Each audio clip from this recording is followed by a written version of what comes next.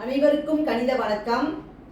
இப்ப பார்க்க போற கணக்கு 7ஆம் வகுப்புக்குரிய கணக்கு. இயற்கணிதம் முதல் பருவத்துல பார்க்கிறோம். கணக்கு பயிற்சி 3-1 கொள்குறி வகை வினாக்கள்ல 10வது கணக்கை பார்க்க போறோம். a is equal to 3, b is equal to 2 எனில் 7a minus 4b இன் மதிப்பு அப்படின்னு சொல்லி கணக்கு கேட்கப்பட்டிருக்கு. இந்த கோவையினுடைய மதிப்பு என்ன அப்படிங்கிறதுக்கு ஆப்ஷன் கொடுத்துருக்காங்க. இப்போ நம்ம விடையை கண்டுபிடிச்சி விடைய ஆன்சர் குறிக்க போறோம். இப்போ பாருங்க, என்ன ஏங்கிறது 3, b என்பது 2. கொடுக்கப்பட்ட கோவை என்ன? 7a minus 4b.